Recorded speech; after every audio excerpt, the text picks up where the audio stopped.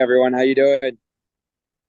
Okay, we did the introduction already. So if you have a few minutes, we know this is a busy election day and you're out there volunteering your time. So I'm glad that you'll be able to come in. So the time is you're on now. Thank you. Yeah, just wanted to say hi to everyone and also give thank you to UA3. And I apologize that my voice is kind of harsh right now. But I really want to thank all the volunteers and everyone that puts this together. As I mentioned during the college admission, you know, these few years, whether it's getting after school help, college admission, just preparing yourself mentally, academically, to take that next leap in life is super important. And I remember when I was in your seat that for other students that are watching, it was these mentors that really guided the path for me, that gave me the best opportunity possible. And that's what Chi, Stanley, Danny, that's what they're doing here. They're making sure that you get all the questions answered, you get all the support. And I've been fortunate enough to be able to support organizations like UA3 to offer this service. So just wanted to stop by, say hi. If anyone has any questions, feel free to reach out to my office.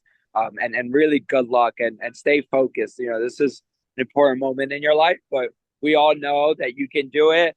If you're willing to give up an afternoon to do this, you're willing to take that step to be successful. So hope everyone's having a great day. Thank you very much, Council Member Christopher Marte. Thank you. Take care. I, I see that our speaker is here. And let's take this opportunity to introduce Tyler Margolis, Assistant Director of Binghamton University. Thank you very much. My apologies for joining just a few moments late. Been busy this time of year, especially with all the early action deadlines that are going. But really happy to speaking to all of you about the very exciting college essay writing process. Uh, my name is Tyler Margolis. I'm the Assistant Director for Undergraduate Admissions at Binghamton University. I've been working in higher education for about 5 years now. So today we are going to really dive into the essay writing process, not only talking about what makes a good college essay, but also talking about why, as admissions counselors, we value the college essay so much. So I'm going to share my screen if I can figure out how to do that. I-share paano si Penda paano? Oh, it says sharing is not turned on. I think you need to give me access. Felix, make him host, please. Or co-host.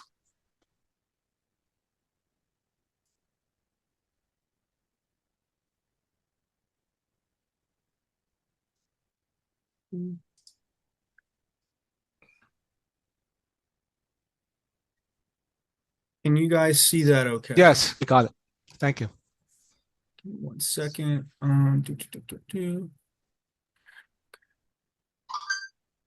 So you guys see that how to write a better college essay, right? We saw it. Perfect. It fits on the screen all right? I don't see it right now. Try it one more time. Okay, let's see.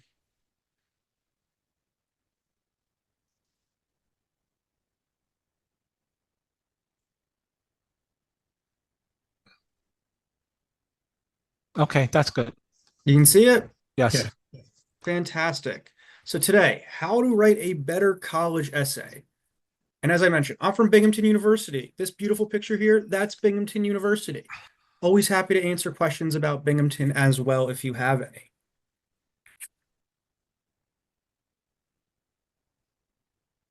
So I mentioned this before, but today we're going to talk about how your college essay is used by the admissions office. What are we looking for? What are some do's and don'ts? What are some strong essay topics? What should you not write about? So we are going to get into all of the nitty-gritty of the essay writing process. Now, some common myths and misconceptions about the essay writing process. Myth number one, the purpose of your essay is to impress the admissions committee. If you haven't done anything noteworthy, you're less likely to be admitted. That is absolutely a myth. When we are reviewing your college essay, we're not looking for you to tell us a story of how you hiked Mount Everest or how you traveled the world. we're really trying to get a better understanding of who you are as a person. Therefore, it doesn't need to be this groundbreaking, earth-shattering story about a life that you haven't lived, right? We are looking for your authentic story when going through your essay review process. In actuality, the purpose of the essay is for the admissions committee to get to know you, not only as a student, but also as a person. We want to get an understanding of your passions, your motivations, and most importantly, we're evaluating for fit. Not academically speaking, but your fit into our overall campus community.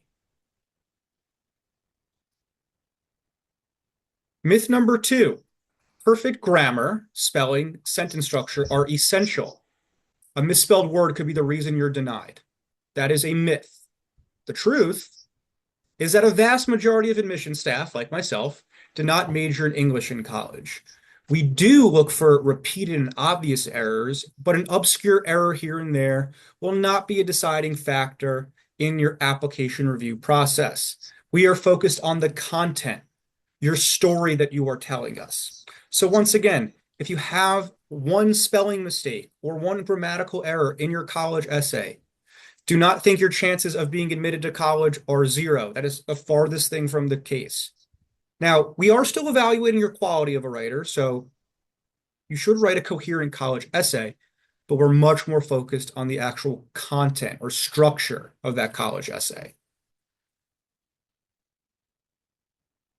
Myth number 3, using a thesaurus as you edit will make you sound more intelligent and college ready. The answer is false. When you use a thesaurus for word replacement, it almost always backfires. Part of the application review process, more specifically, the essay writing process, is hearing your unique voice. So if you use too many fancy vocabulary words and it doesn't flow with the rest of your essay, we're not fully going to get a better understanding of what your true story is. If you always use a thesaurus to only use very eloquent and elaborate words, your essay might backfire. Use the natural vocabulary that you're using every single day.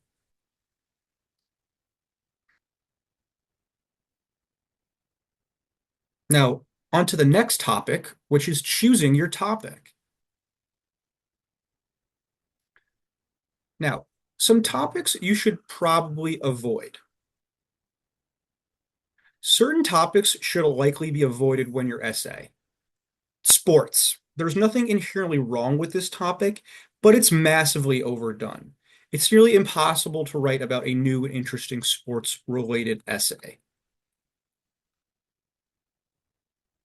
Why you want to be a doctor, lawyer, etc.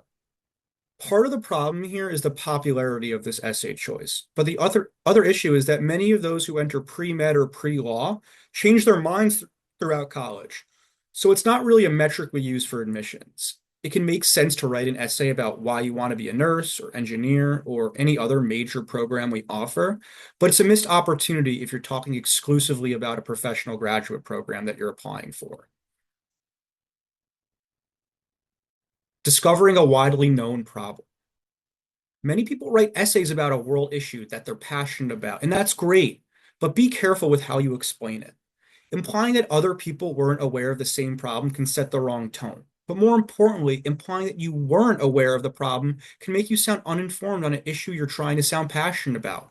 A common example of this, discovering the huge problem of poverty or hunger only after going on a trip to a developing nation. Or COVID, that's something that we all went through as individuals that lived here on planet Earth, right? These are scenarios that are common, they are not unique, and they're something that everyone went through. Another topic to stay away from, failures that aren't necessarily failures. An example of this would be writing about the time that you got a B in a tough class and calling it a failure. This also can set a bad tone, comes across as humble bragging, or possibly worse. It can create the impression that you don't actually know how to handle failure because you've never experienced one. And two topics that I recommend staying away from are death, disease, and injury, and even potentially maybe a parent's divorce. This isn't actually a bad thing to talk about in your application. More on that in the next slide. But but it can be a missed opportunity for an essay. It's important to understand that admissions committees will never admit a student purely because we feel bad for them. Hardship can be helpful context for us to have when evaluating a student's application. But an essay should be used more to show us personal strengths, strong characteristics. And if you're going to write about a hardship in your essay, then you need to make sure there's a significant upswing at the end.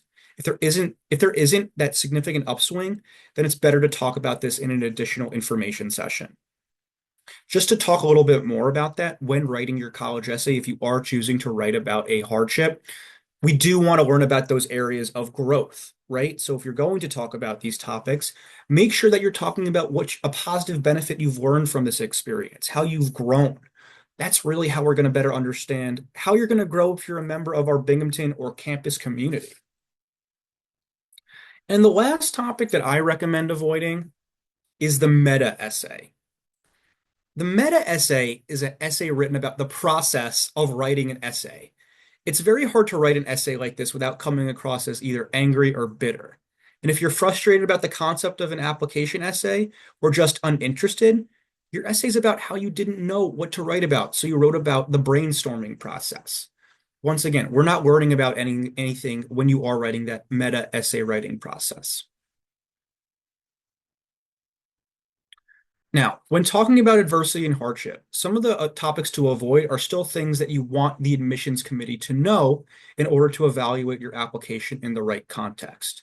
Sometimes these stories make good essays, but a lot of the time that information is better to share in the additional information section of your college essay.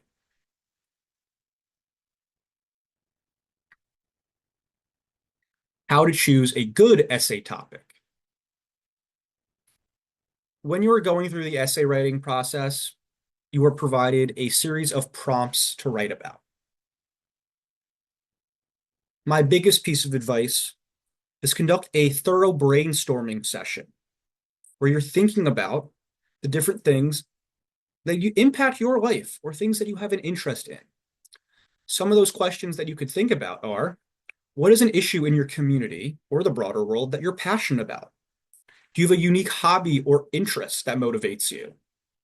What's one specific goal that you're achieved or that you're very proud of? Is there an extracurricular activity that you mentioned in your application? And would you like to talk a little bit more about that? Or what excites you the most about the college going experience?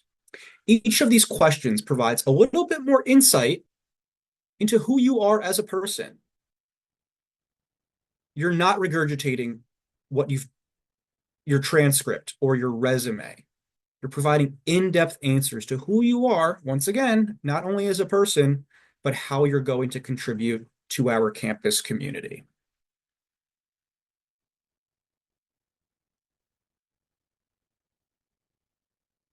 Refining your chosen topic. Once you have a general topic in mind, the more specific you can make your college essay, the better. It's nearly impossible to write about a general topic that we've never seen discussed, but you can tell us a story we've never heard before. For example, if you want to write a college essay about your experience being a counselor at summer camp, great. But you want to make sure your essay is unique enough that we will remember it as your story. Everyone who has ever served as a camp counselor can write about that topic. And most can talk about how they help campers learn valuable lessons.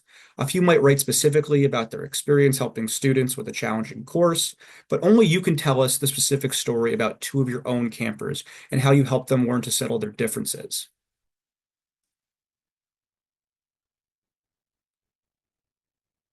And here's a nice little breakdown. Being a counselor at a summer camp, enjoying helping the campers learn teamwork, teaching your group to tackle the challenge course, getting Dylan and Jackson to work together without fighting for the first time all summer. So that's how you make a very common issue and break it down into a much more personal story.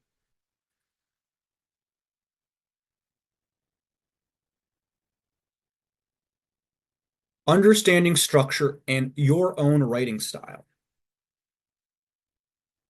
Here is the traditional essay structure. Now, when using the word traditional, I am talking about the environment that you are writing a college essay, or excuse me, the environment that you're writing an essay in your typical high school environment, maybe an English class or a social studies class. This traditional essay structure works well for assignments and standardized tests like the ACT or SAT. It's very simple and easy to teach, and therefore easy to grade. Traditional essays typically start with a very broad introduction paragraph that explains the overall topic and then narrows down to your specific thesis as the last sentence of your paragraph. Then you have 3 paragraphs to give an example for your general thesis. Then your conclusion restates your thesis and gets broad again for a big picture wrap up. It's fine, it's just not necessarily interesting or engaging. And it doesn't work well for personal statements or college essays. Instead, a better college essay should read like a story. A personal statement or college essay is a story about yourself and your life. Neither your intro nor your conclusion should summarize the content of your essay, just like how the first and last chapters of a book don't summarize the entire plot. Your intro paragraph should start with the hook that pulls the reader in, and they should need to read the full essay to properly understand the story that you're trying to tell.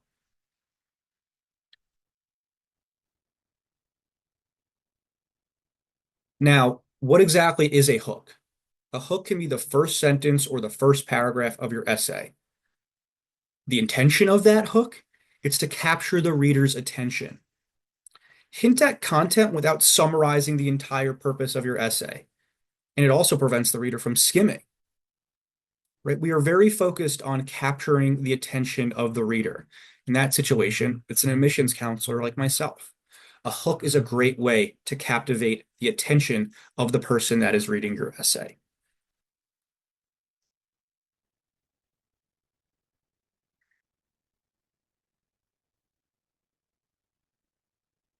The first example here is affective, right? Terracotta, black raspberry, burnt ochre. Pretty similar at first glance, but each had a slightly different use. It doesn't really make sense, and it makes the reader ask, what? Which encourages us to keep on reading so that we can get an answer to our question. FYI, the topic of this college essay was art.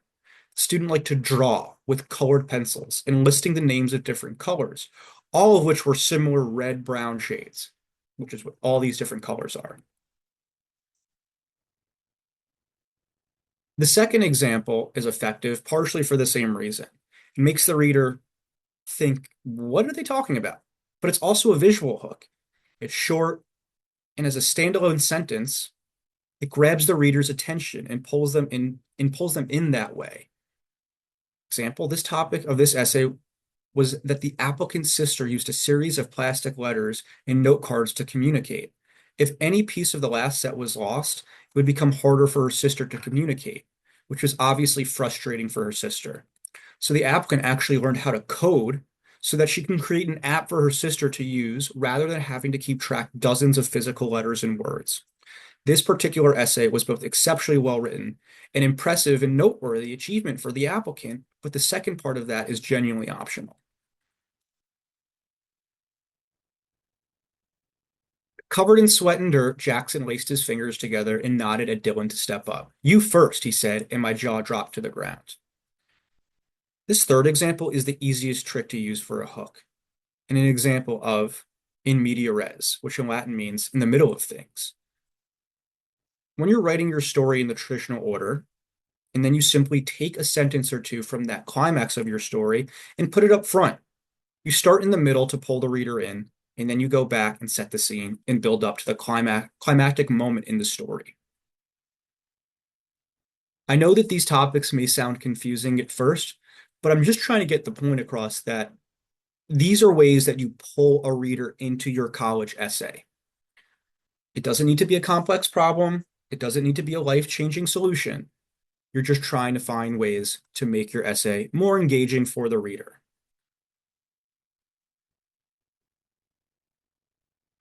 Now, part of this experience is general writing for creative writers like yourself. Now, a few pieces of advice when going through this writing process. Freestyle drafting is the best way to start. Grammar, word counts, and structure can wait until later. My biggest piece of advice is write down your ideas on a piece of loose leaf paper or even on your laptop. There's no shortage of ways that you could brainstorm really great essay topics. When you're going through this brainwriting or this brainstorming process, no rigid structure needs to be followed. This is why it's so much different than a traditional essay writing process. When you're writing an essay in English class, for example, it's typically graded and there's typical requirements you need to fulfill. Your college essay is completely different. Paragraphs do not need to be of similar lengths. Topic and transition sentences are not strictly necessary. So you have a lot more freedom in this writing process. And lastly, conclusions can have many formats and purposes. They should not summarize, but they can wrap up. The final paragraph should add something new that we didn't know about the essay writing process. So once again, when you're going through this, keep in mind, there's not these specific requirements that you need to fulfill. You have a limited amount of time to share your personal story, and there's not a perfect way to do that. Now, when you've gotten to the point of finishing your college essay and working on those finishing touches, there's a few things that you should be focusing on. After you write your college essay, you're going to want to have someone peer review it. Ideally, these are people that you know well and are comfortable with. They can be parents, teachers, siblings, friends. They should read over your essay with the earliest versions of your college essay, as well as the final version of your essay. This gives you a unique perspective. When you're writing your college essay, you're writing your own personal story. You may not be aware of areas to improve. So get that second set of eyes. Maybe they'll bring your attention to something that you weren't thinking about. Or maybe you're talking to an English teacher who will help you find a way to make that last sentence more compelling or that hook more compelling. There are so many ways. You guys have so many really great ideas that you're going through as you're writing your essay. It's always a really great idea to have multiple people look at your college essay before submitting it.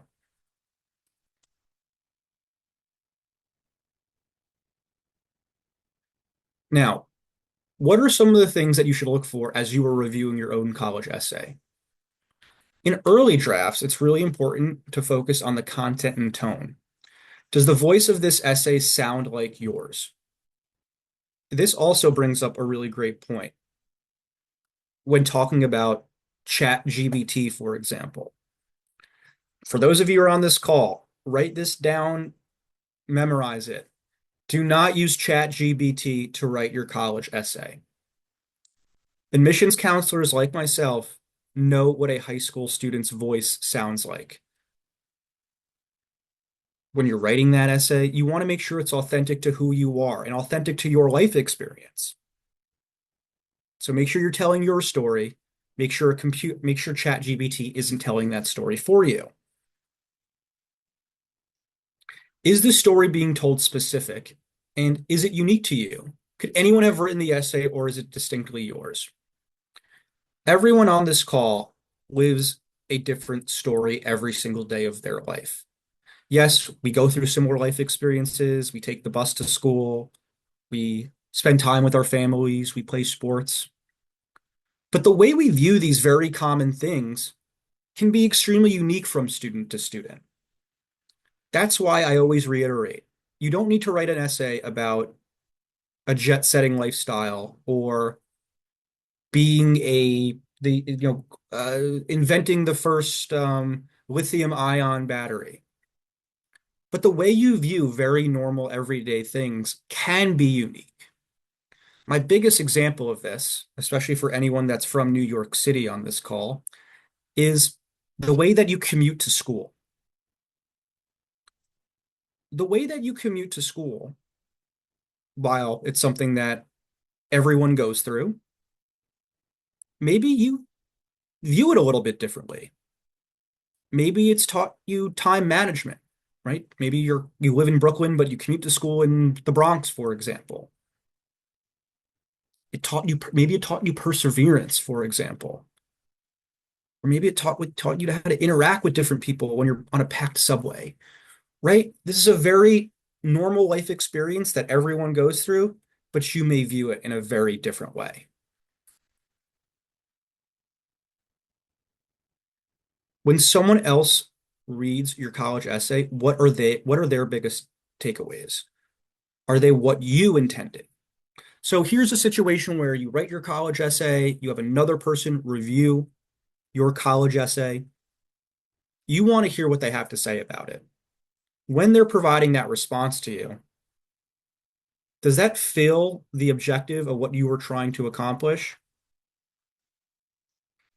To go back a few slides, when you're going through some of those different essay ideas, maybe the purpose of your essay was to talk about your motivations for higher education.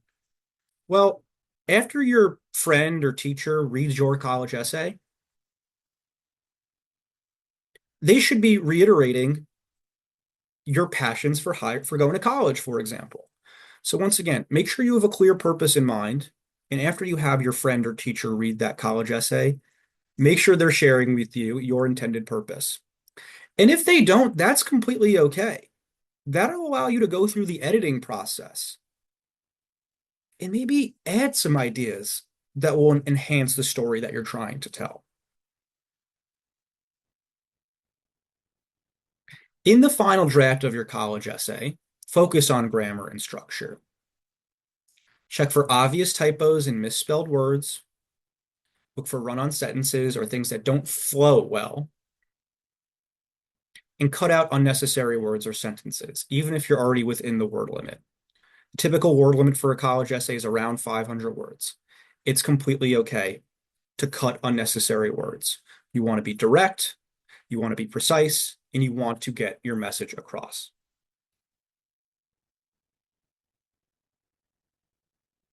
When talking about the overall essay structure, make sure your essay is broken up into at least three smaller paragraphs. A beginning, middle, and an end, right? You want to introduce what you're talking about, you want to provide specific examples, and then you want to surmise what you were talking about, or talk about the purpose of your essay. This makes it much more coherent for an admissions counselor when reading your college essay.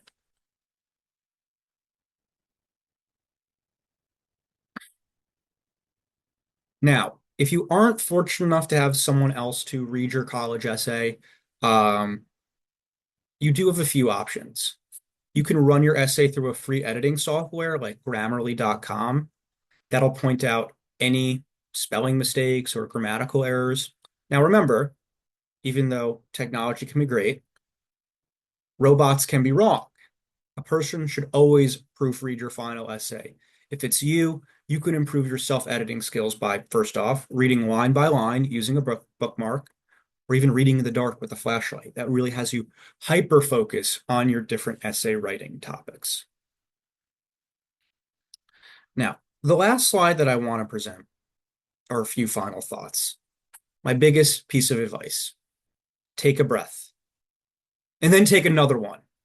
Your essay is way more likely to help you than hurt you in the admissions process. Relax, be creative, and most importantly, have fun with it. This is your opportunity to share with an admissions counselor your story.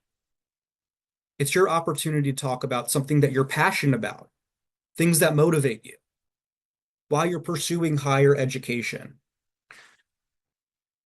Don't think of this as an assignment that you need to accomplish. Think of this as an opportunity for you to share a story with someone that wants to get to know you. At Binghamton, we get a wide variety of applications. We want to hear your stories. If you're passionate about telling your story, the admissions counselor, more likely than not, will find it compelling. Okay. I am going to stop sharing my screen, and I believe there's some questions in the chat, which I'm happy to answer. Let's see here. Should I go to the Q&A or the chat section first? Q&A, please. Okay. Okay, looks like those are questions that Felix and Chi posted. Okay, let's see. Okay, Zoe, are there topics that you personally liked or have heard of other people liked? If the college essay is good, does this SAT score impact admissions as much? Does Binghamton review extracurriculars in admissions? So you have quite a few questions here. Let's sort of tackle all of them. Are there topics that you personally liked or have heard other people like? There's a ton of topics. Now, I want to provide a specific example because I mentioned it in this presentation. A lot of students chose to write their essays specifically around 2020 about COVID. And COVID is something, once again, that a lot of students went through. They went through quarantine, they were taking classes through Zoom, and it wasn't exactly unique. Now, I read an essay how a student reflected on the time that they went through COVID. They didn't necessarily, or it brought to their attention that they weren't involved in a lot outside of their school experience and how this experience motivated them to get a part-time job because this person wanted to work on their social skills and interact with different people. So this student took a very common issue that everyone went through in the world, but she personalized it. She talked about her strengths, her opportunities of growth while going through this experience.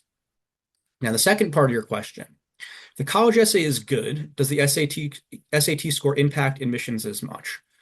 So good is a relative term, okay? If you write a really great college essay, that's great. Now, if you get a really high SAT score or ACT score, you should be submitting that as well. Binghamton is test optional, so you're not required to submit your standardized test score. Now, if you do not do well in school, for example, if you have a low GPA, a great college essay doesn't make up for that. Okay, I also want to reiterate and be honest and transparent with that as well. Typically, students that do well, the way that they can enhance their application is by writing an equally effective college essay. And I think there's another great or another general admissions question. In Binghamton University, does extracurriculars really matter in admissions? In my school, most clubs don't really do anything since they are student run.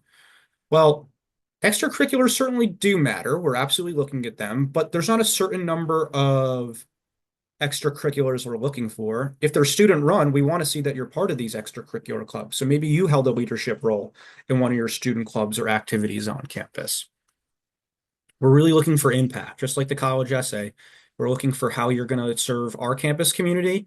Extracurriculars are a great way to start talking about how you've already impacted your campus community. What are some examples of hooks that don't sound as good? That's a really great question. I think college essay hooks that don't sound as good is if you just start generally diving right into the bulk of your essay. You need to introduce the topic. You need to talk about why it's important to you, why you're motivated about it. So I wouldn't say there's necessarily good or bad hooks, but the important thing that you should be thinking about as a student is how am I going to grab the attention of the person reading my essay?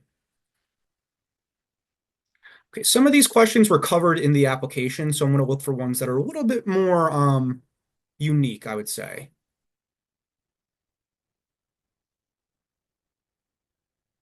Is writing the college essay about a school club equivalent to writing about sports? Great question. That's questions from Janet. I think you guys need to try to separate these different things. I think each topic is unique. If your school club is something that you're passionate about and it talks about a story that motivates you, then I think it's absolutely fine to talk about. Now, students do write essays about sports. where they go wrong is they write an entire college essay about the things that they've accomplished. And I could look at your extracurricular section to get a better understanding of your high school stats on the basketball court. If you write about what you're passionate about and why you're passionate about it, then that could be a really effective college essay. So if you're really passionate about a school club, it's brought in light to things that you're passionate about and motivated by, then I welcome you to write about a college essay. But I'm not necessarily equating that to the same thing as sports, as long as you're talking about something that motivates you. If you have a cause, but you haven't done a lot of things about the cause, is it okay to still write about it? Absolutely. The thing is, what you're going to need to do in your college essay is talk about why you care about that cause, right? And maybe things that you want to do to help improve that cause. That's my biggest piece of advice. Dickinson asked, what do you personally look for in a student? Well, in addition to your college essay, we also look at your academics. We look at your GPA. We look at your academic rigor, meaning are you taking rigorous course loads, stressful or high-level classes like AP classes, college-level courses. As I mentioned, we read your college essay. We look at your letters of recommendation to see what your teachers or counselors have to say about you. And then we review your extracurriculars as well.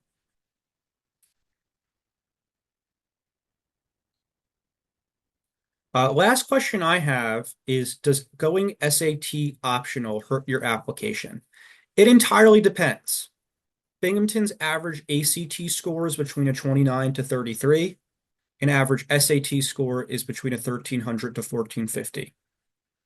If you fall within those ranges, it's probably going to amplify or have a positive effect on your application. If you score lower than those ACT or SAT ranges, it's probably not going to help your application. Therefore, you probably should not submit it.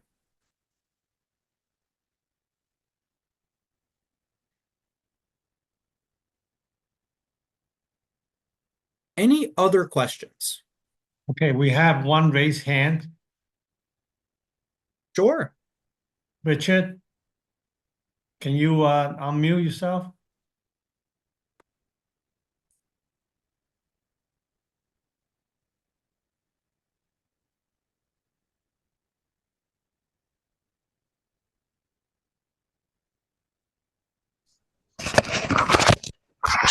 Felix, the host, might have to do it.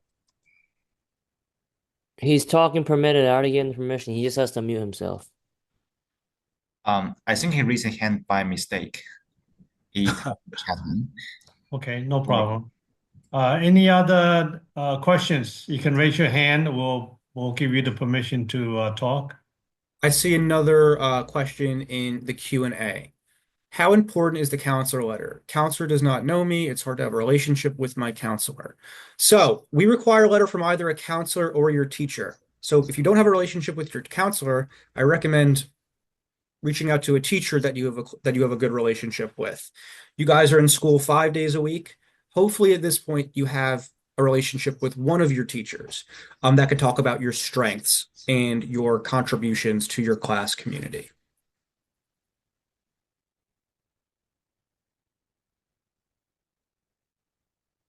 One other question was asked before is regarding the slide presentation. We have this recording and we'll be putting into a YouTube video and will be shared with everyone and the public. That will hopefully we can get it done within the week or so and will be shared.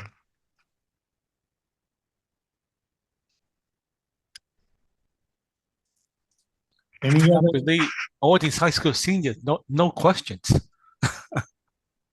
And guys, I'm the one that reads your college essay, so I'm the best person to ask. I think I see a few questions. Are sports coaches good for rec letters? Can my extracurricular instructor make a letter of recommendation for me? Now they can, but we would prefer to see a letter of recommendation from someone in your school community, either a counselor or a teacher. Your sports coaches or an extracurricular instructor, those could be used as supplemental letters of recommendation, but for the application process, we prefer a letter from a counselor or a teacher. Can you take a question or two about Binghamton, maybe? Yeah, absolutely. Anybody have question about Binghamton SUNY, please? Zoe has a question, is early admissions good or does it not make an impact? So Binghamton has early action. Our early action deadline just passed on November 1st. If you missed our early action deadline for any seniors on the call, that's completely okay. There's no competitive advantage between applying early action or regular decision. You're just going to find out your decision a little bit later on in the admissions process. Dickinson asked, what's the acceptance of Binghamton? I think he means acceptance rate. The acceptance rate is around 40%. Our average GPA for admitted students is typically between a 3.7 to 3.9 or between a 93 to 98 on a 100-point GPA scale.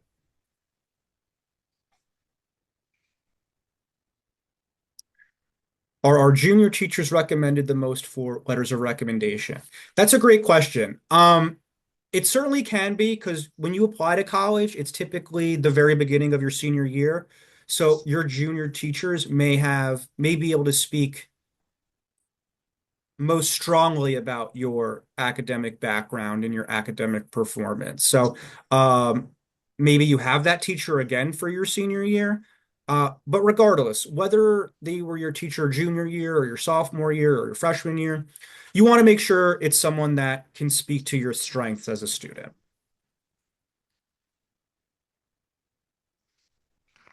Can you tell us about maybe a tour of how Binghamton does for the high school kids? Say that again? A tour of Binghamton, of your Binghamton. Yeah, we have tours all throughout the school year. I could post a link if you guys want to sign up for a campus tour. You can do that on your own. We have campus tours all throughout the school year. I can actually provide a link. And if you guys want to sign up for a campus tour, you absolutely can. But let me just provide that information here.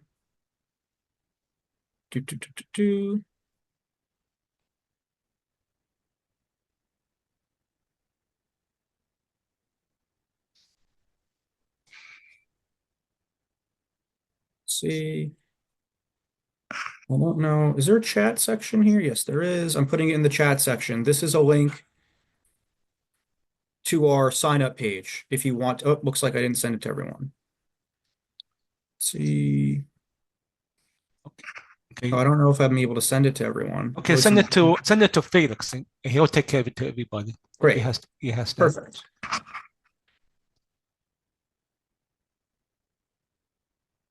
And I'll also put my contact information. If anyone has any questions about the essay writing process or Binghamton in general.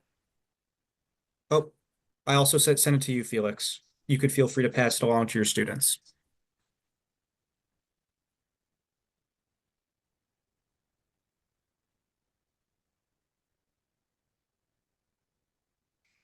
The question about interviews. We do not offer interviews as part of the application review process. So you don't need to worry about interviews with Binghamton. If you're interested in Binghamton, I definitely recommend going on a campus tour.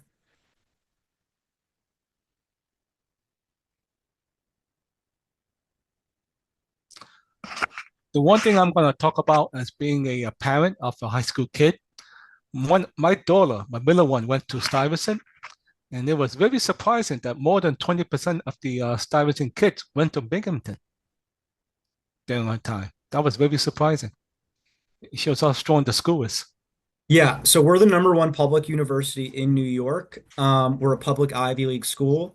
That means our students are getting an Ivy League level education, but they're getting it at a public school tuition price. So we have some of the brightest students in all of not only New York State, but really the entire country, which is why we get over 53,000 applications every single year, which is why it's so important for you to write a compelling college essay.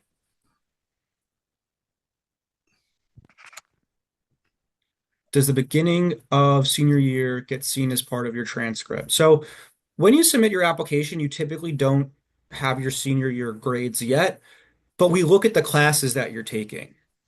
I mentioned this before, but we don't just look at your GPA, we also look at your academic rigor. So we can see if you're still taking AP courses or college level courses, which we certainly take into consideration. Do you track demonstrated interest? So we don't. I mentioned this before. We get over 53,000 applications every single year, so it's difficult to use that as a metric for admissions. However, if you're passionate about Binghamton, you should be visiting campus. You should be attending college fairs. You should be attending high school visits because sometimes Binghamton will visit your high school. You should be expressing your interest no matter what, even if it's not an essential part of the admissions review process. I'm going to ask a question. Can you talk Sure. about does Binghamton have any scholarship for kids or financial aid for kids who Yes. cannot make it? So we're mostly need-based aid. What that means is we look at your FAFSA or your financial aid documents to determine what type of need-based aid you're eligible for. About 70% of our students qualify for need-based aid when they fill out the FAFSA. We also do review our students for merit-based aid based on your GPA. But for in-state students, which is I'm assuming is most of the people on this call, merit scholarship is typically a little bit lower just because students are paying a lot less in tuition.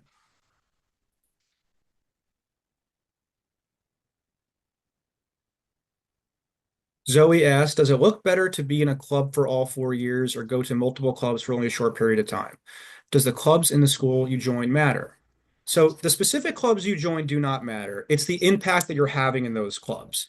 So if you're passionate about something, if you've been in a club for 4 years and you've had a leadership role, you've made impact, you've caused changes, positive changes, that's something that we're taking into consideration. It's much more about quality as opposed to quantity. We're not counting how many extracurriculars you are. We're looking to see what impact you've had in each of your extracurricular activities.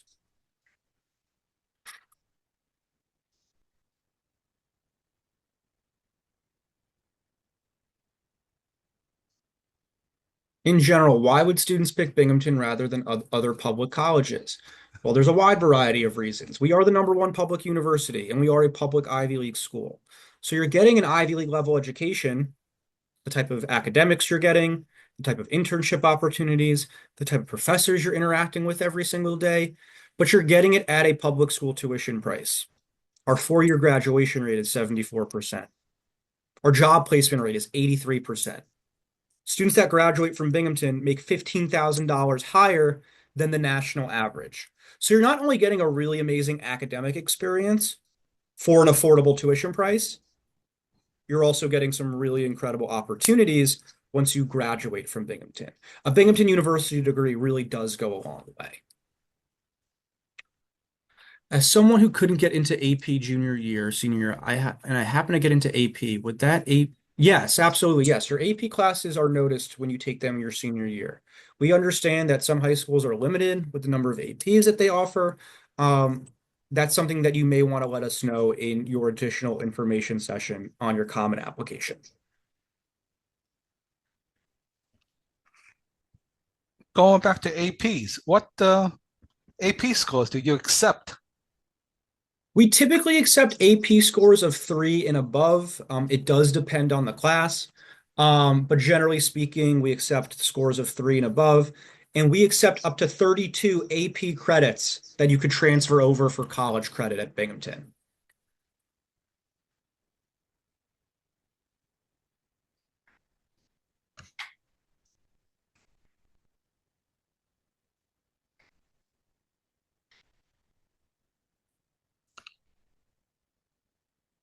Any other questions?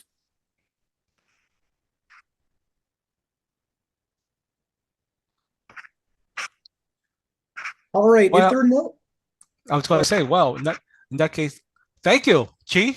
You want to? Yes, thank you so much, Tyler Margolis, Assistant Director of Binghamton University, for this very informative and knowledgeable information. Hopefully, every one of you will be able to take advantage of this information. And I also like to take opportunity to thank all our supporters. We have Councilmember Christopher Marte, District 1, Con Edison, A+, Council of People's Organization, Taishan Duhu Association of America, Changlu USA Headquarters, NYCHA Lower East Side Infield Number 1, My Friend's Place NY, and we have several individuals. Stanley Ng, Felix Lin, he's a high school student and volunteer his time. That's his extracurricular activities. Thank you, Felix. As well as Danny Yip and also Yitan Liu. Well, thank you so much. Thank you all. And if you have any questions, please feel free to send me an email. I hope everyone has a great night. Thank you. Thank you. Thank you. Evening. Have a nice day. Make sure you, if you didn't get a chance to vote, please vote. Thank you. See you I at did the it. next workshop. Give them 1 minute, Chi. So if they Okay. need to take any information from the chat, give them 1 minute. Okay.